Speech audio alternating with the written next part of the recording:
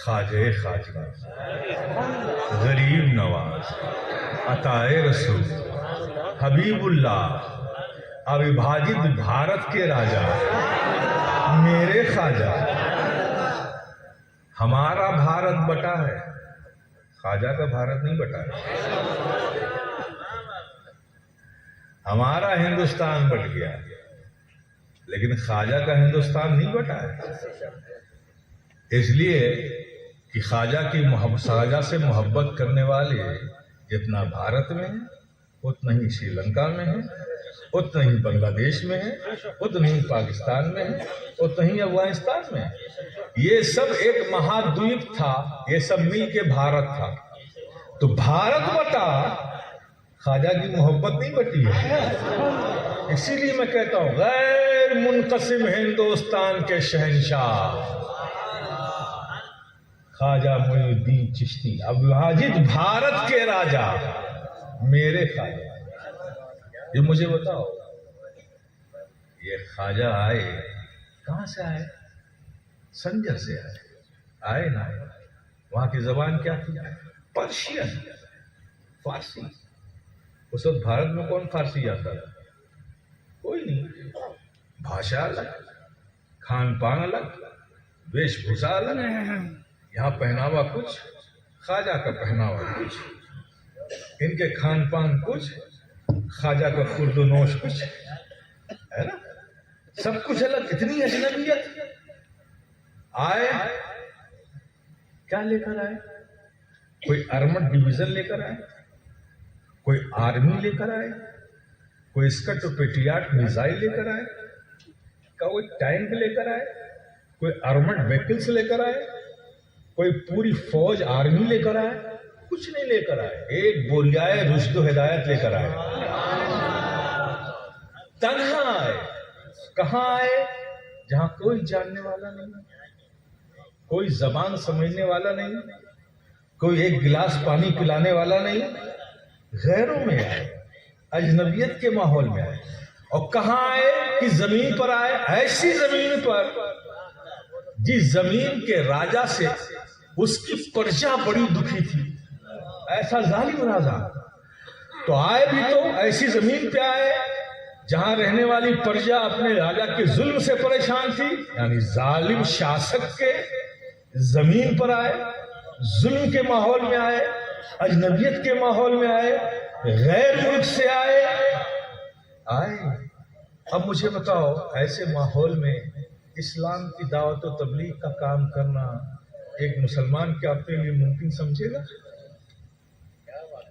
नहीं ना। यही तो औलिया इकराम का काम है, यही तो औलिया इकराम का काम है। जब एक मुसलमान किसी ऐसे अहकाम पर माहौल में, किसी अहकाम पर इस्लाम के अमल करना अपने लिए नामुमकिन समझने लगे, तो औलिया इकराम का काम वहीं से शुरू हो जाता है। ख्वाजा आए, अजमेर की धरती पर आए, एक मैदान के गोशे में अपनी बोरियाए रुश्द व हिदायत को बिछा दिया, बैठ गए उस पर। रात गुजरी, सुबह हुआ। अब वो जो मैदान था, वो राजा के ऊंट के बैठने की जगह थी। आप लोग तो राजस्थान के मालूम है कि ऊंट को बिठाया जाता है मैदान में, वो बैठता है ना? तो वो बैठने की जगह थी। अब सुबह सारे राजा के ऊंट आके मैदान में बैठे। जहां ख्वाजा बैठे थे वो भी एक ऊंट के बैठने की जगह थी। अब वो जो चरवाहा था, जो ऊंटों को लेके आता था जाता था, वो पहुंचा, देखा कि कोई एक इंसान बैठा है। करीब गया तो बड़े हैरत से देखा। कहा, महाराज आप यहाँ के तो नहीं लगते, आपका वेशभूषा भी अलग है, आपका चेहरा मोहरा भी अलग है, आप हम में से तो नहीं है। लेकिन महाराज जब आपको देखते हैं तो देखते ही रहने को जी चाहता है। आप क्या बोलते हैं महाराज, वो तो हम नहीं समझते। ख्वाजा बोले, लेकिन तुम जो बोलते हो मैं समझता हूं। महाराज क्षमा चाहते हैं, आप बहुत ही कोई पवित्र मानुष, बहुत पहुंचे हुए इंसान हैं। आपके चेहरे पे जो कशिश है, चेहरे पे जो देखने की चमक है, जो नूर की, मैं जानता हूं आप महान हैं, लेकिन महाराज मैं तो दास हूं राजा का, वो उठ के बैठने की जगह है, आप वहां बैठे हैं, महाराज इस जगह को खाली करना पड़ेगा। अच्छा, यहाँ ऊंट बिठाते हो? कहा महाराज यहाँ ये ऊंट बैठाया जाता है। ख्वाजा ने उस ऊंट से कहा ये तेरे बैठने की जगह है, आप बैठ जा, आप बैठ जा। वो जो दास था राजा का, जो ऊंट लाता था, वो ख्वाजा की जबान नहीं समझा, ऊंट समझ गया।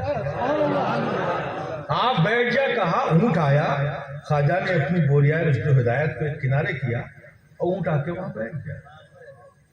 शाम हुई, सारे ऊंट को फिर उठाया गया, सब उड़ गए। जिसे ख्वाजा ने इशारे से बुला के बिठाया था वो नहीं उठ रहा है,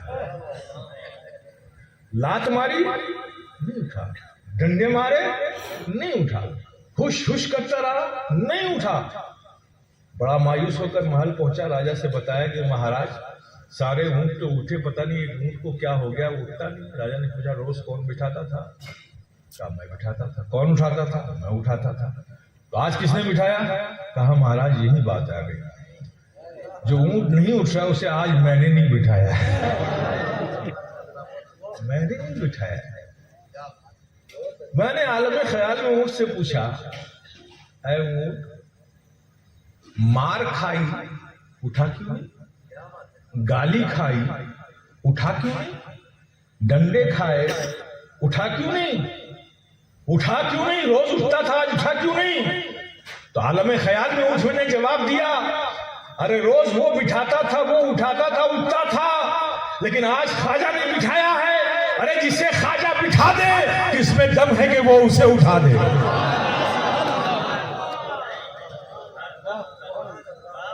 किसे दम है?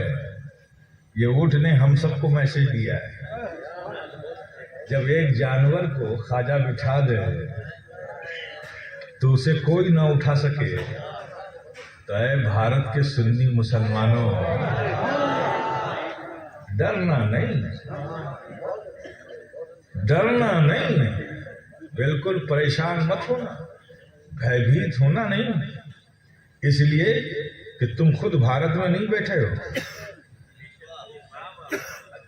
तुम खुद नहीं बने हो, तुम्हें बनाया है ख्वाजा ने और भारत में बिठाया है ख्वाजा ने। और ऐसे नहीं बनाया, बड़ी मेहनत से बनाया है। तुम ख्वाजा का बेस्ट प्रोडक्ट हो, बड़ी मोहब्बत से बनाया है ख्वाजा ने, बड़ी मेहनत से बनाया है। घर छोड़ा तो बनाया है, खानदान को छोड़ा तो बनाया है, सफर की दिक्कतें परेशानियां उठाई तो बनाया है, भूखे रहे तो बनाया है, गैर की माहौल में मजलिस में आए तो बनाया है, सारी सोबतें शिद्दतें बर्दाश्त की तो बनाया है, बड़ी मेहनत से बनाया है तुम्हें।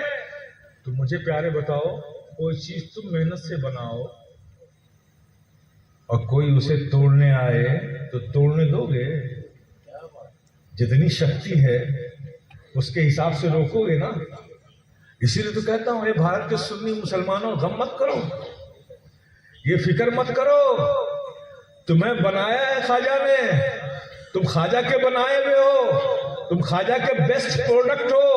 तो जिसके तुम माल हो, उसको अपने माल के बचाने की फिक्र ज्यादा है, उसको ज्यादा फिक्र है। जब एक ऊंट को जिसे ख्वाजा बिठा दे उसे जमाना ना उठा सके, तो तुम्हें तो बनाया है ख्वाजा ने, भारत में बिठाया है ख्वाजा